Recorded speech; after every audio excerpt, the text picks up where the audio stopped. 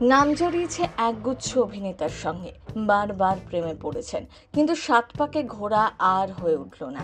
জানেন কেন আজও বিয়ের পিঁড়িতে বসেননি টাবু?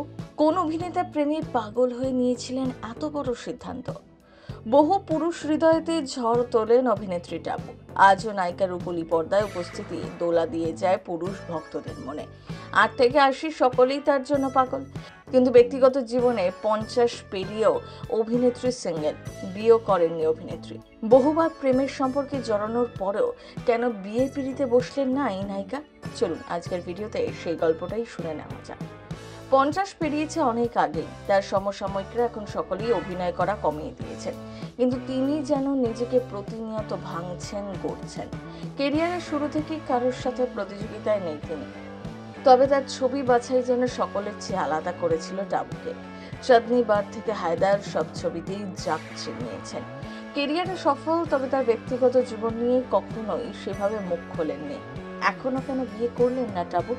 বিভিন্ন সময় ফিরে ফিরে এসেছে সেই প্রশ্ন, তবে কখনোই এর সদুত্তর দেননি অভিনেত্রী। তাকে কেন্দ্র করে বিভিন্ন সময় নানা গুঞ্জন শোনা গিয়েছে, কখনো অজয় দেবগন, কখনো আবার নাগার্জুন। একবার নায়িকার নাম জড়িয়েছিল প্রযোজক সাজিদ নাদিয়াদওয়ালার সাথে। ৯০-এর দশকে বিখ্যাত ছবি বিজয় রথ, সেই ছবিতে নায়ক অজয় আর নায়িকা টাবু। বেশ জনপ্রিয়তা পায় তাদের ছবিটি, জুটি হিসেবে দর্শক তাদের পছন্দ করেছিল। এরপর বেশ কয়েকটি ছবিতে একসাথে কাজ করেছেন এই দুই তারকা। প্রত্যেকটা ছবি দর্শক মনে ব্যাপক সাড়া ফেলে। আজও বলিপাড়ায় কান পাতলে শোনা যায় টাবু প্রযোজক সাজিদ নাদিয়াদওয়ালার সম্পর্কের কথা। দেবিয়া ভারতী চলে যাওয়ার পর টাব্বুর সাথে নাকি সম্পর্কে জড়ান বলিপাড়ার এই প্রযোজক, কিন্তু খুব বেশি দিন স্থায়ী হয়নি সেই সম্পর্ক।